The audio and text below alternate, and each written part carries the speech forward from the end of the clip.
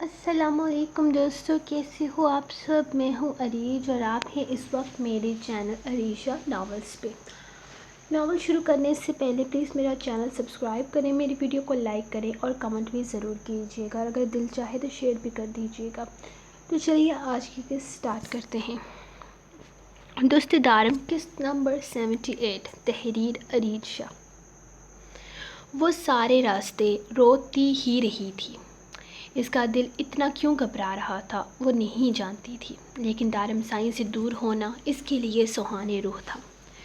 وہ اتنے وقت سے اس سے ناراضگی کا اظہار کر رہی تھی، اس سے دور بھاگ رہی تھی، لیکن کب تک؟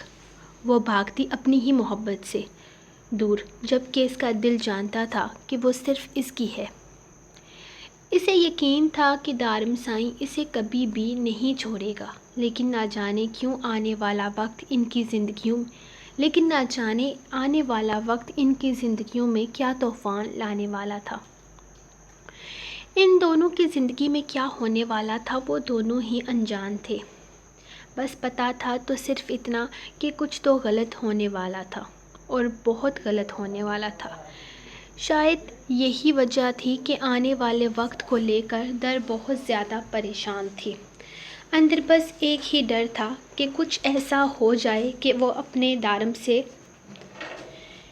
دور ہو جائے۔ اتنے دنوں سے اس کے ساتھ وہ اس کے سامنے اپنا کون سا روپ پیش کر رہی تھی، اس سے وہ خود بھی انجان تھی، لیکن وہ مجبور تھی اپنے دارم سائیں کی زندگی کے لیے۔ اسے وہ بننا پڑ رہا تھا جو وہ کبھی بھی نہیں بننا چاہتی تھی، لیکن اس کے باوجود بھی دارم نے اس سے نفرت نہیں کی تھی، اور نہ ہی اس کی محبت میں کوئی کمی آئی تھی، بلکہ اس نے ثابت کیا تھا کہ وہ اس سے سچی محبت کرتا ہے اور اس کے ہر روپ سے محبت کرتا ہے۔ وہ چاہے اس سے نفرت جتائے یا اسے دھتکارے، اس کی محبت میں کبھی کمی نہیں آئے گی۔ کتنی خوش نصیب تھی کہ اسے اتنا چاہنے والا شوہر ملا تھا جو اس کے لیے کچھ بھی کرنے کو تیار تھا، لیکن اس کی یہ خوش نصیبی تا قیامت نہیں تھی۔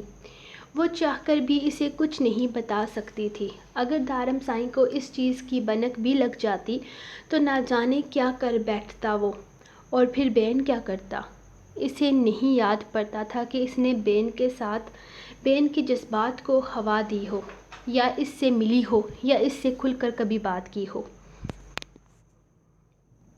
اس نے کب اس سے اپنی محبت کا اظہار کیا تھا؟ وہ کون سے چاہتوں اور باتوں کی بات کر رہا تھا؟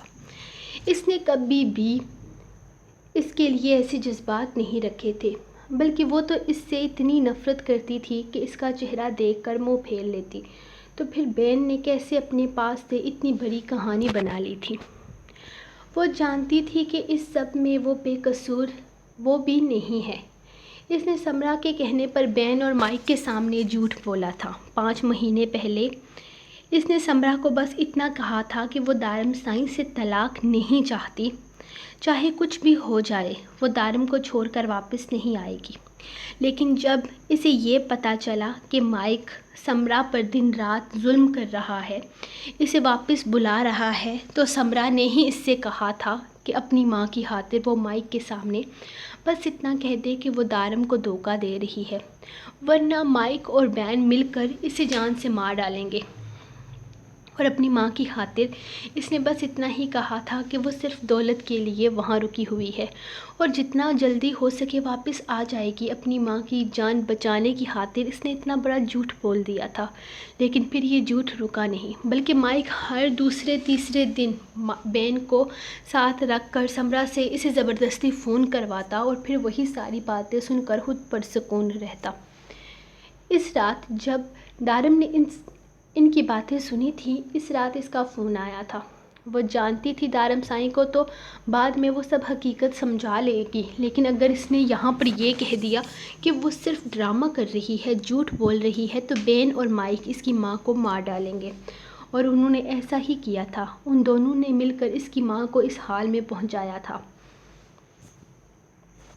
وہ جانتی تھی جس طرح سے سب سچ جان کر ان دونوں نے دارم سائیں کو 2 بار مارنے کی کوشش کی تھی، اسی طرح وہ سمرا کو بھی مار دینا چاہتے ہیں، اور اب وہ لوگ حقیقت سے بھی واقف ہو چکے تھے۔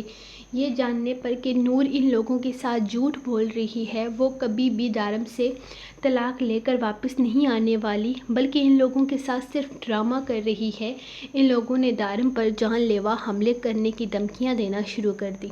پہلے تو وہ ان کی دھمکیوں میں ہرگز نہیں آئی تھی، لیکن دارم سائیں کے خون آلودہ شرٹ کو اپنے ہی بیڈ پر پڑے دیکھ اسے ان لوگوں کی نیت پر یقین کرنے میں زیادہ وقت نہیں لگا، اور پھر صرف 2 ہی دن کے بعد انہوں نے دارم پر جان لیوا حملہ کرتے ہوئے اس کی گاڑی کی بریکس فیل کر دی، اور پھر ساحر سائیں کی شادی والے دن بھی اس پر جان لیوا حملہ کرنے والا وہ شوٹر لندن سے ہی آیا تھا، جو کہ بین کا بچپن کا دوست تھا۔ بین نے خود اسے اس کے بارے میں بتایا تھا، یہاں تک کہ وہ اس کی شکل سے بھی واقف تھی، اسے تو وہ خود بھی کئی دفعہ دیکھ چکی تھی۔ بین جب بچپن میں اس کے گھر آتا تھا، اس کا وہ دوست اس کے ساتھ ہی ہوا کرتا تھا، لیکن اسے ہرگز اندازہ نہیں تھا کہ بین کی دوستی اس طرح کے لوگوں سے ہے۔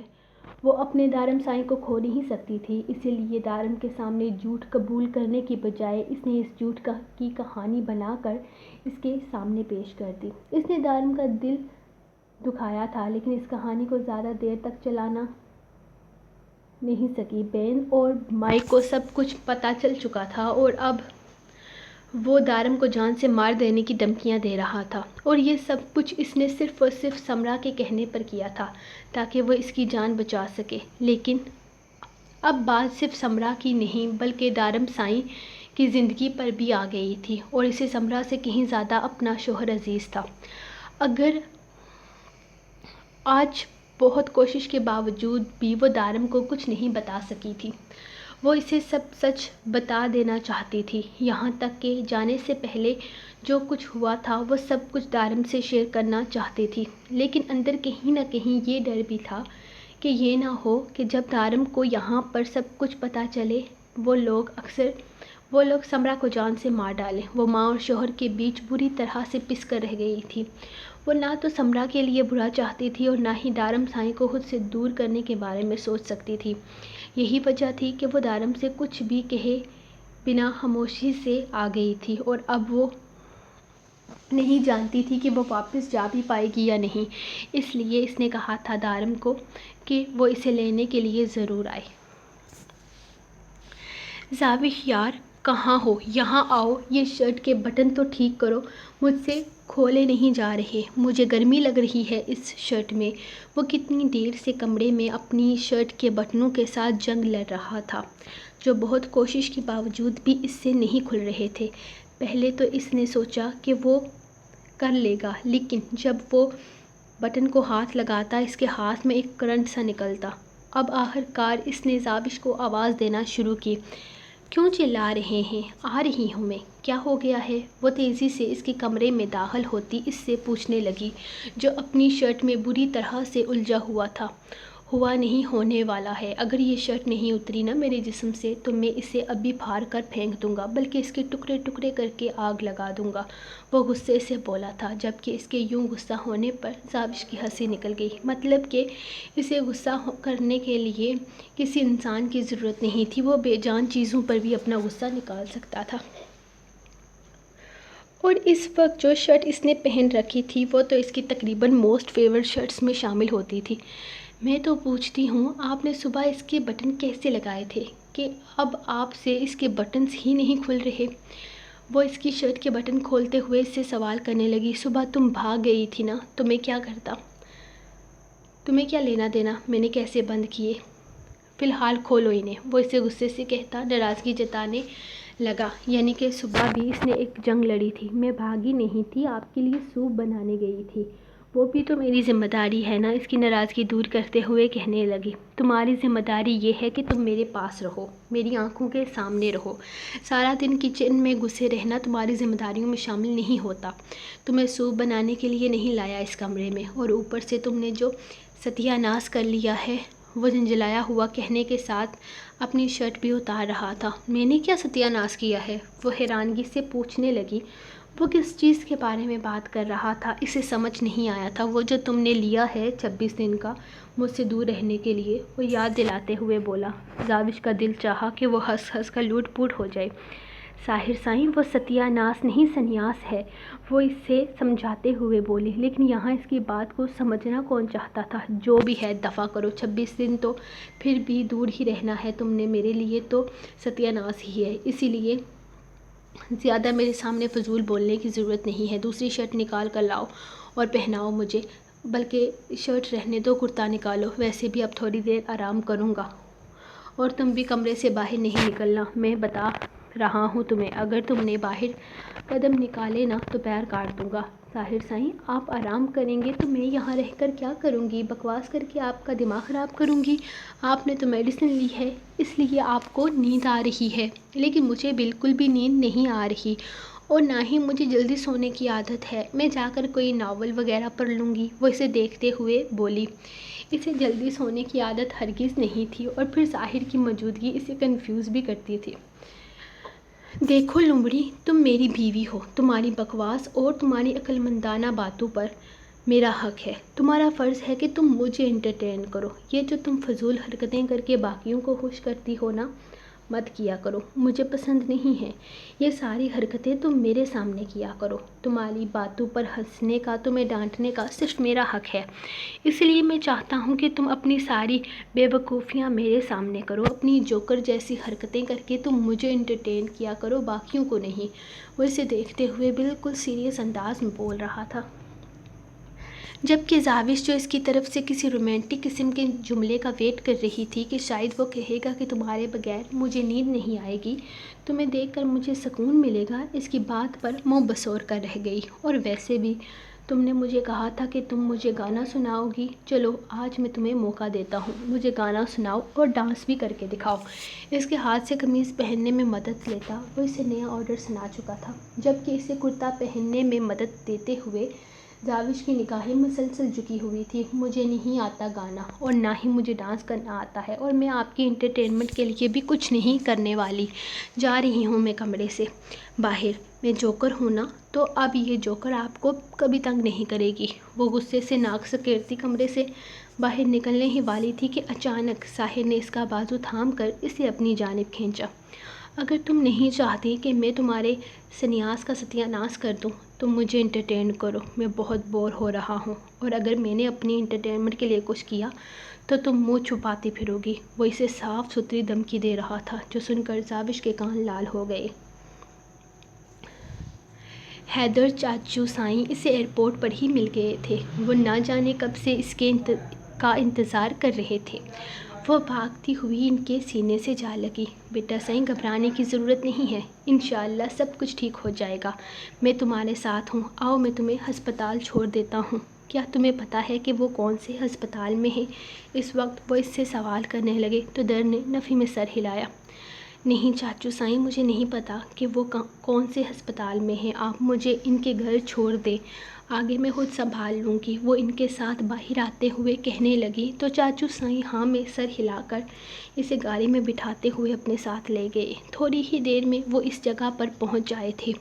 ڈرائیور باہر ہی کھڑا تھا۔ چاچو سائیں آپ جائیں، آگے میں دیکھ لوں گی، اگر کوئی مسئلہ ہوا تو میں آپ سے فون پر رابطہ کر لوں گی۔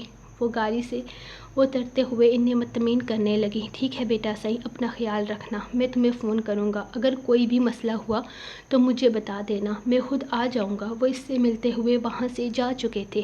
در کتنی ہی دیر انہیں جاتے ہوئے دیکھتی رہی اور پھر اپنا بیگ اٹھا کر اندر کی جانب چلی گئی۔ یہ پلوشہ کہاں غائب ہے؟ کب سے ڈھونڈ رہا ہوں، یہ کپڑے ہی استری کر دے۔ سرمن شاہ کب سے پلوشہ کو آواز دے رہے تھے، لیکن نہ جانے یہ لڑکی کہاں چلی گئی تھی۔ ماموں سائیں پلوشہ کو نوکری سے نکال دیا گیا ہے، مجھے تھوڑی دیر پہلے ہی پتہ چلا ہے کہ وہ ساحر ادا سائیں کے کمرے میں چوری کرتے ہوئے پکڑی گئی ہے۔ خیر یہ کپڑے آپ مجھے دیں، میں زاوش بابی سائیں کو کہتا ہوں، وہ کر دیں گی۔ وہ ان سے کپڑے لیتا ہوا تیزی سے نیچے جانے لگا تھا کہ سرمن شاہ بولے، ہاں یہ لڑکی کچھ دن پہلے بھی جس دن ساحر سائیں کو گولی لگی تھی ان کے کمرے میں تھی، میں نے پوچھا تو کہہ رہی تھی کہ لائٹ بند کرنے گئی تھی، مجھے بھی اس کی نیت پر شک ہوا تھا، میں بتانے والا تھا میرے ذہن سے نکل گیا۔ پتہ نہیں بھابھی سائیں دیکھ کر کیوں نہیں رکھتی ملازموں کو، ایک تو پٹھان لڑکی، اوپر سے کام کاج میں بھی ایک نمبر کی نکمی تھی۔ اچھا کیا جو نکال دیا۔ میرے کپڑے دے دو کسی کو استری کرنے کے لیے، میں ذرا گاؤں کی سیر کو نکلوں گا۔ وہ اس سے کہتے ہوئے پلٹ گئے، جبکہ عالش سائیں ان کی آخری جملے پر اٹکا ہوا تھا کہ کچھ دن پہلے بھی پلوشا نے ساحر سائیں کے کمرے سے کچھ چوری کرنے کی کوشش کی تھی۔ آج تو خیر گھر میں اچھا خاصا ہنگامہ ہوا تھا، یہ لڑکی دن دہاڑے چوری کرتے ہوئے پکڑی گئی تھی۔ اور آج بھی ایسا ہی ہوا تھا، جب سب لوگ نور سے ملنے دروازے تک آئے تھے تب پلوشا نے یہی حرکت دوبارہ کی تھی۔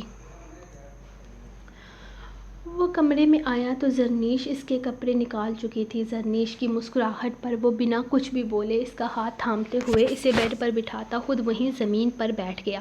زری میں تم سے بات کرنا چاہتا ہوں۔ ہر بار وہ مسکان کہیں نہ کہیں سے بیچ میں آ جاتی ہے۔ میں تمہیں کچھ بھی نہیں بتا پا رہا۔